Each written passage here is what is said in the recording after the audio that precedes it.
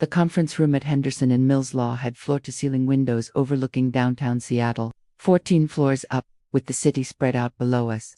My wife, Rachel, sat across the polished mahogany table looking every bit the successful tech entrepreneur she'd always wanted to be. Her attorney, Diane Mills, senior partner, reputation for winning, billing rates that would make most people weep, had organized the documents in neat stacks, business valuations, financial statements, client lists, everything designed to tell one story. Our software company, CloudSync Solutions, was dying. David, Diane began, her voice warm but professional. We've asked for this meeting because Rachel wants to handle this dissolution fairly and efficiently. We all know litigation is expensive and emotionally draining. I nodded, playing the part of the reasonable soon-to-be-ex-husband. My attorney, James Porter, sat beside me taking notes. James was younger than Diane, less expensive, but sharp. More importantly, he knew exactly what we were doing. Rachel leaned forward, her expression carefully crafted to show regret mixed with pragmatism. 12 years of marriage, and I'd learned to read her micro-expressions right now. She thought she was winning. David, I know how much work you put into CloudSync, she said. The early coding, the architecture, the long nights. But the reality is, the market has changed dramatically in the last 2 years. Diane slid a bound report across the table. We've had CloudSync independently valued by Morrison Analytics, one of the most respected tech valuation firms in the region. Their assessment is comprehensive. They analyzed our revenue streams, client retention, market position, intellectual property, and growth projections. I opened the report, already knowing what I'd find. Morrison Analytics had concluded that CloudSync Solutions, the company Rachel and I had built together over 8 years, was worth approximately $200,000. $200,000, I said, letting surprise color my voice. We were doing $1.2 million in annual revenue just 2 years ago.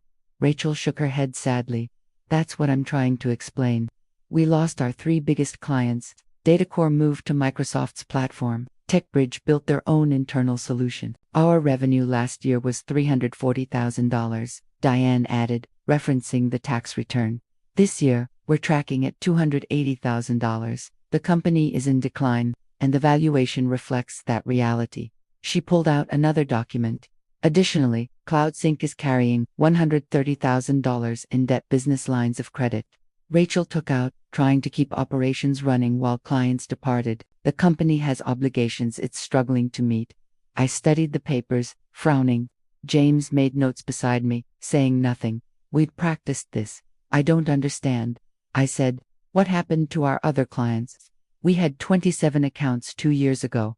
Rachel's expression turned to sympathy, the kind you'd show someone who didn't quite understand business realities. David, you've been focused on the technical side, on development. I've been handling business operations, client relations, sales. I didn't want to burden you with every client loss, every contract that didn't renew. You were already stressed about the code base. It was a masterful performance. Rachel had always been the better liar between us. When we'd started CloudSync 8 years ago, I'd built the product, a cloud-based data synchronization platform for mid-sized businesses. Rachel had handled everything else: sales, marketing, operations, finance. It had seemed like a perfect partnership. Diane continued, given the valuation and the debt, Rachel is proposing a fair settlement. She'll buy out your 50% ownership stake for $100,000. You'll walk away with capital to start fresh, and you'll have no liability for the business debt. That's half the company's value, I noted. It's actually generous, Diane corrected gently. Given that Rachel has been running operations single-handedly for the past year while you've been disengaged. Given that she'd be assuming all the debt. Given that the company's trajectory is downward. If this goes to litigation, a judge might determine your contribution has been minimal recently and award you less. The implied threat hung in the air. James stirred beside me, but I put a hand on his arm. Not yet. Rachel spoke again, her voice soft. David, I don't want to fight. We built something together, and it didn't work out, the marriage or the business. I sat back, appearing to consider this. Through the window, I could see the Space Needle in the distance. I let the silence stretch, watching Rachel and Diane exchange a glance. They thought I was breaking, considering the offer. Can I have a week to think about it? I finally asked. This is a lot to process. Diane smiled. Of course, take 10 days. But David, I'll be honest, this offer won't improve with time. The company's situation is only getting worse. Every month we delay, the valuation drops further. I understand, I said quietly. I just need to absorb all this. We concluded the meeting with handshakes. Rachel even hugged me briefly, playing the role of the caring ex who wanted the best for everyone. As James and I left the building, I felt her confidence radiating from 14 floors up. She had no idea what was coming. 6 months earlier, before I'd even mentioned divorce to Rachel, I'd been sitting in a different office having a very different conversation. Alan Brenner's office was modest compared to Diane Mills's showroom. It was in a less expensive building, with furniture that was functional rather than impressive. But Alan didn't need the trappings. He had something more valuable, a reputation for finding money that people didn't want found. Tell me what made you suspicious, Alan had said, his laptop open, ready to take notes. I'd pulled out my phone, opening a folder of screenshots I'd been collecting. 3 months ago, I couldn't sleep. I came down to the home office around 2 a.m., and Rachel was on her laptop, really focused. When she heard me, she closed it quickly. Too quickly. That's when you knew. That's when I suspected. But what really got me was what happened the next morning. I asked her about a client I had unheard her mention in Munza company called Nexus Data Solutions. We'd done their implementation 2 years ago, a big project, $180,000 contract. I asked casually if they'd renewed, and she said they'd gone with a competitor. Seemed normal. But later that day, I was fixing a bug in our production code, and I saw their API calls in our server logs. Nexus was still using our platform, still actively syncing data. They hadn't left at all. Alan had leaned forward, so she lied about losing them. That's when I started really looking. I went through our old client list, the one from 2 years ago, when we had 27 accounts. I checked our server logs to see which ones were still actively using our platform. Know what I found? Tell me. 23 of our 27 clients are still active users. Their systems are hitting our servers daily. They didn't leave. They're still customers. Alan had started typing rapidly. But your tax return shows declining revenue. Exactly. The revenue is going somewhere, but it's not showing up in CloudSync's books. I did some digging into our business banking. Rachel handles all the finances, she always has. I'm on the accounts technically, but I never looked closely. Why would I? I trusted her. What did you find in the banking? That's the thing, I didn't find much of anything suspicious in CloudSync's accounts. Everything looked like she said, declining deposits, some debt draws, the whole picture of a struggling company. But then I remembered something. I'd pulled up another screenshot. 4 years ago, Rachel registered an LLC. She told me it was for some consulting work she was doing on the side, completely separate from CloudSync. She said she needed it for liability protection for some advisory board positions. I didn't think much of it. The LLC was called Apex Technology Services. Let me guess, Alan had said. That's where the money is going. I think so. But I can't access Apex's banking. It's in Rachel's name only. I'm not an officer, not on the accounts. I have no visibility into it. That's why I'm here. Alan had sat back thinking, you understand what I do. I'm a financial analyst, but I specialize in forensic work, tracing money, finding hidden assets, analyzing business structures, in divorce cases especially, where one spouse controls finances and the other suspects fraud. That's exactly what I'd need. My retainer is $10,000. A full investigation could run $40,000 to $70,000 depending on complexity. There's no guarantee I'll find fraud. She might have a legitimate consulting business. She doesn't, I'd said with certainty. Rachel's skill set is sales and operations for CloudSync. She doesn't have expertise to sell elsewhere. And if she did, why lie about losing clients? Why make our company look like it's failing? Alan had smiled, then the smile of someone who'd seen this pattern before. Because if CloudSync looks worthless in the divorce, she gets to keep it cheaply. Then, once the divorce is final, the company magically recovers. Let me investigate. If I'm right about what's happening, we'll find the evidence. Over the next 6 months, while Rachel and I went through the motions of an increasingly cold marriage, Alan had worked systematically to trace the money. He'd started with public records. Apex Technology Services was registered in Washington State with Rachel as the sole member. The registered agent was her sister, Jennifer Hartley. That detail had made my stomach drop. Jennifer and I had never gotten along, but but I'd thought it was just personality conflict. Now I wondered if she'd been in on this the whole time. Alan had served subpoenas on CloudSync's major clients, the ones Rachel claimed had left. The subpoenas requested copies of any contracts, invoices, and payment records related to cloud synchronization services. The responses had been damning. Nexus Data Solutions responded with a contract dated 18 months ago after Rachel claimed they'd left. The contract was with Apex Technology Services for cloud data management and synchronization services at $6,500 per month. The contract had been signed by Rachel on behalf of Apex Data Corp. The client, Rachel said, had moved to Microsoft, sent back a contract with Apex for $8,200 monthly. TechBridge, supposedly building their own solution, was paying Apex $5,800 per month. Client after client, the pattern was identical. Rachel had contacted them, told them CloudSync was restructuring, and moved them to contracts with Apex at rates similar to what they'd been paying CloudSync. The clients saw no disruption in service. They were still using the same platform, the same code I'd written.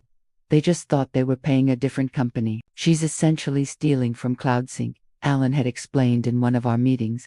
The infrastructure, the code base, the servers, CloudSync is paying for all of that.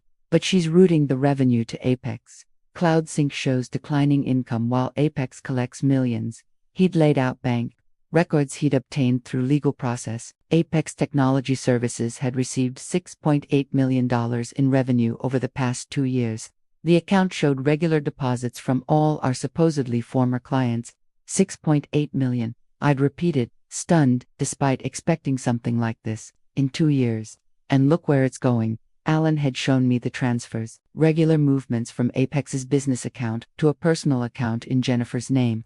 Then from Jennifer's account to various investment accounts, real estate purchases, a trust fund. She's using her sister to launder the money. In a sense, it's not criminal money laundering. This is business revenue, technically legal income, but she's moving it through Jennifer's accounts to obscure the trail. When you divorce, she can claim that money belongs to Jennifer, not to the marital estate. Meanwhile, Jennifer will hold it and eventually return it after the divorce is final. Alan had compiled everything into a comprehensive report with exhibits, bank statements showing the deposits into Apex, client contracts proving the services were continuing, server logs showing the same infrastructure serving the lost clients, financial analyses showing that CloudSync's operational costs were supporting Apex's revenue generation. She created a fake narrative of business failure, Alan had concluded. She'll get you to accept pennies for your share of CloudSync. Then, once you're gone, she'll move everything back to CloudSync, or continue operating as Apex. Either way, she keeps the multi-million-dollar revenue stream. I'd sat in his office, looking at the evidence of my wife's systematic fraud.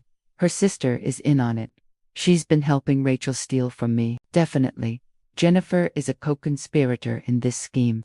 She provided the vehicle to hide the money, and she's being compensated for it. I found regular payments from Apex to Jennifer marked as consulting fees. Those are almost certainly kickbacks for her cooperation. What do we do now? Now you file for divorce, Alan had said. Let Rachel present her lowball valuation. Let her claim the company is worthless. The more she lies, the better our case becomes. Then we present the evidence in court and watch her explain away $6.8 million in missing revenue. Over the following months, as Rachel and I moved toward divorce, Alan had continued building the case. He'd discovered additional details that made Rachel's scheme even more calculated. The business debt Rachel claimed $130,000 in lines of credit was real, but Alan found that Rachel had taken out those loans in CloudSync's name, then transferred the money to APAC within days of the funds being dispersed. CloudSync now carried debt that had actually funded Apex's operations. It's brilliant in a criminal sort of way, Alan had explained. She creates real debt in CloudSync to make the company look financially distressed, but the money from that debt isn't gone, it's sitting in Apex's accounts. So CloudSync looks like it's drowning while Apex thrives. He'd also traced the client migration timeline. Rachel had started moving clients to Apex 3 years ago, right around the time I'd been diagnosed with severe anxiety and depression. I'd been in therapy, on medication, struggling. I'd withdrawn from the business operations, letting Rachel handle everything, while I focused just on maintaining the code. She waited until you were vulnerable, Alan had noted. When you were least likely to notice or question business decisions. That's when she started the scheme.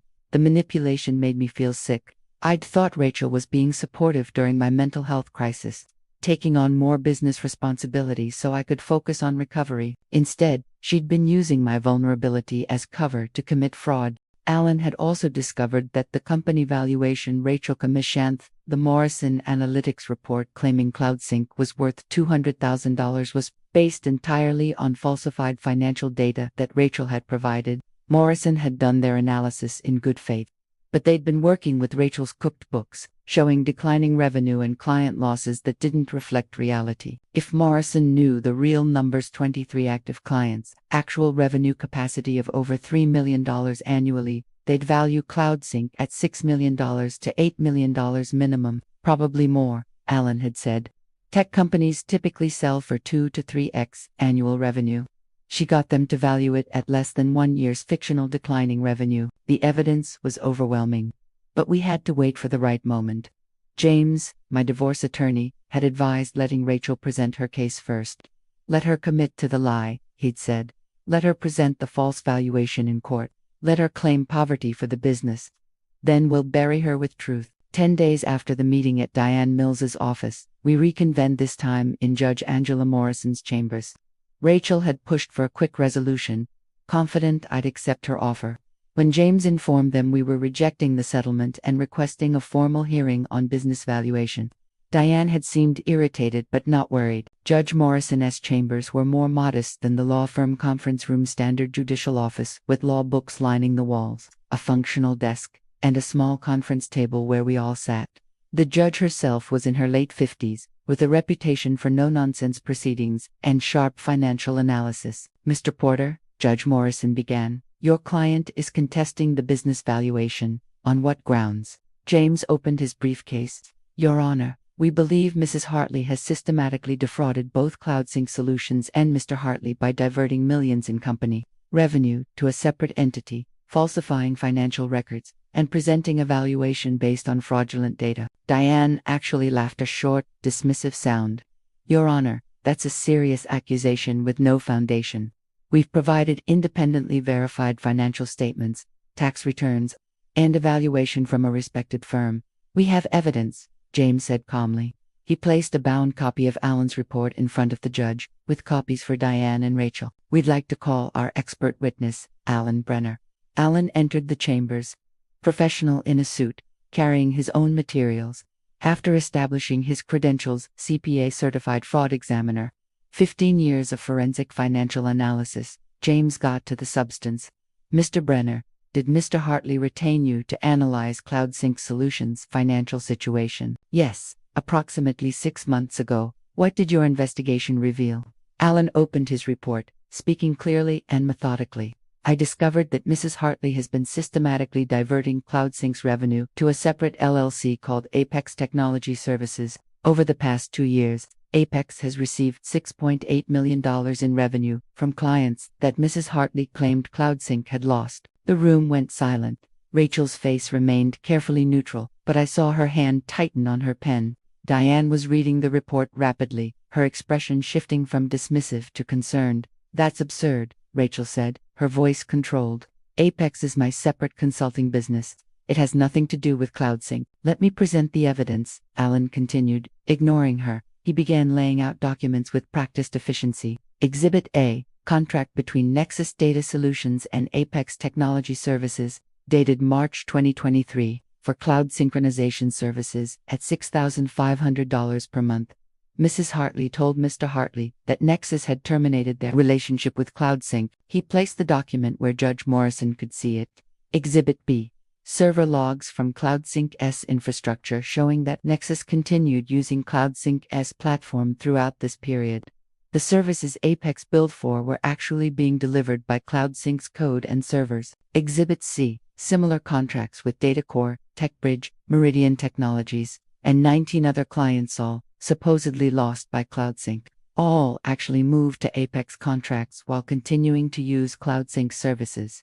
Alan systematically presented contract after contract. Judge Morrison examined each one, her expression hardening as the pattern became clear. Mrs. Hartley, the judge said, These clients are using CloudSync's platform but paying a different company, your company. How do you explain that? Rachel's composure was cracking. Apex licenses certain services from CloudSync. It's a standard business arrangement. Then why doesn't CloudSync's financial records show any licensing revenue from Apex? Alan interjected. He pulled out CloudSync's bank statements. CloudSync is paying for servers, infrastructure, maintenance, all the costs of serving these clients, but Apex is collecting all the revenue. There's no licensing agreement, no revenue sharing. It's pure diversion. Diane was flipping through the report, clearly seeing the case falling apart. Your Honor, we need time to review this evidence to respond. There's more, Alan said. Exhibit M. Bank records for Apex Technology Services showing $6.8 million in deposits over 2 years. Exhibit N. Transfer records showing regular movement of funds from Apex to accounts held by Jennifer Hartley, Mrs. Hartley's sister. He placed the bank records on the table. The transfers were clearly visible, large, regular payments from Apex to Jennifer, then from Jennifer to various investment accounts. Mrs. Hartley is using her sister to hide marital assets, Alan explained. The money flows from Apex to Jennifer, who then invests it or holds it in trust. The scheme is designed to make it appear that the money belongs to Jennifer rather than being marital property subject to division. Judge Morrison was studying the bank records closely. Mrs. Hartley, is your sister Jennifer Hartley the registered agent for Apex? Rachel hesitated. Yes, and these transfers to her, what are they for? Consulting fees.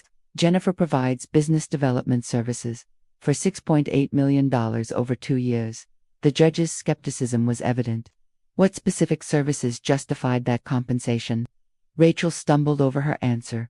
Various business strategy, client relationship management, ... Alan interjected again. Your Honor, I've reviewed Jennifer Hartley's tax returns, obtained through subpoena. She reports minimal income from Apex, only $180,000 over 2 years in consulting fees.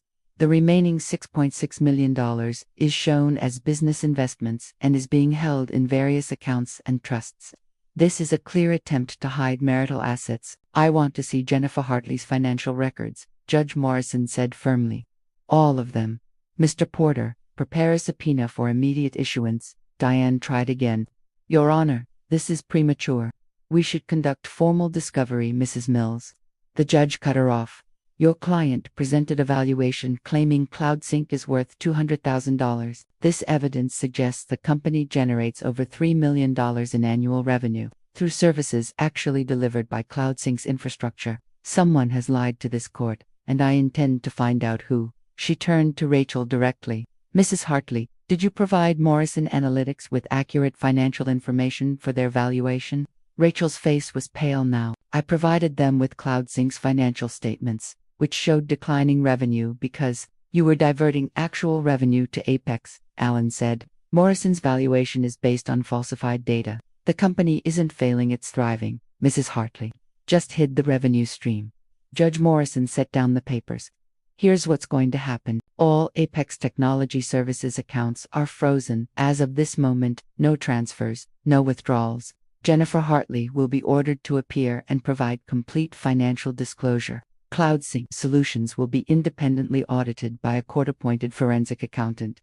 Your Honor, Diane started. I'm not finished, Mrs. Hartley. If this evidence is accurate, you've committed fraud against your husband, your business partner, and potentially against this court if you made false representations during these proceedings. You may also face criminal liability for tax evasion if you failed to report Apex's income properly. Rachel was gripping the edge of the table, her carefully crafted composure completely shattered. I can explain. You'll have the opportunity to explain under oath in a formal hearing, Judge Morrison said coldly. But right now, I'm issuing restraining orders against all accounts potentially containing marital assets. Mr. Brenner, I want your complete analysis of CloudSync's true value based on actual operational revenue.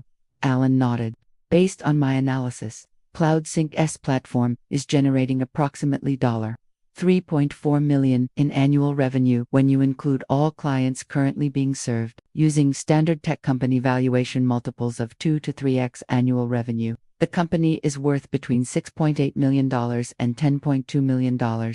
I'd estimate fair market value at approximately $8 million. $8 million. Judge Morrison repeated, looking at Rachel. Yovard, you offered your husband $100,000 for half of an $8 million company. The number hung in the air. I watched Rachel struggle for words, watched her realize that her entire scheme was collapsing in real time.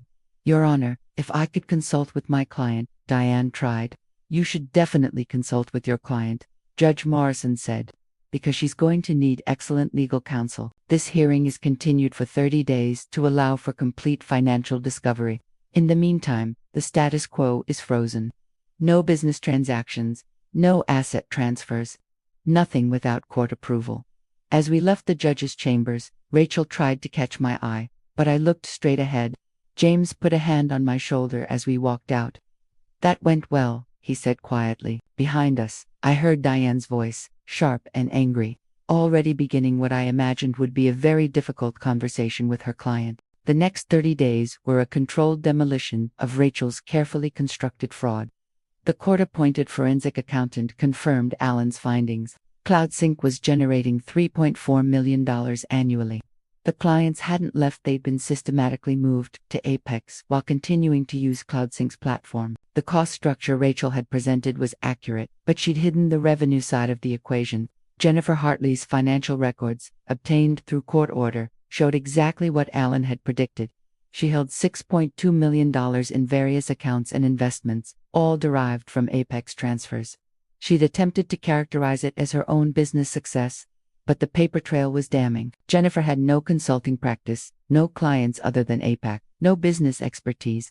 She was simply a conduit for hiding Rachel's diverted revenue. The IRS became involved when the forensic accountant noted that Apex's tax returns did unmatch its actual revenue. Rachel had reported only $1.2 million in income for Apex over 2 years, when the actual revenue was $6.8 million. The difference had been categorized as business expenses paid to Jennifer, but Jennifer hadn't reported that income either. It was classic tax fraud. Rachel's defense fell apart under scrutiny. She claimed she'd developed separate intellectual property for Apex, but I held all the copyrights to CloudSync's codebase registered with the U.S. Copyright Office years ago. She claimed Apex provided different services, but the client contracts clearly stated cloud data synchronization using the same specifications as CloudSync's platform. She claimed the revenue split was legitimate, but she couldn't produce any licensing agreement or revenue-sharing documentation between CloudSync and Apex. Diane Mills withdrew from representing Rachel, citing ethical conflicts after discovering her client had likely misled her. Rachel had to hire a new attorney, someone less prestigious and more expensive. The Morrison Analytics valuation firm, upon learning they'd been provided false data, issued a revised report. Based on accurate financial information, they valued CloudSync at $7.8 million. They also filed a complaint with Washington State's Business Ethics Board about Rachel's misrepresentation. The final settlement came 5 months after that initial confrontation in Judge Morrison's chambers. By then, Rachel's options had narrowed considerably. The forensic audit established CloudSync's value at $7.8 million.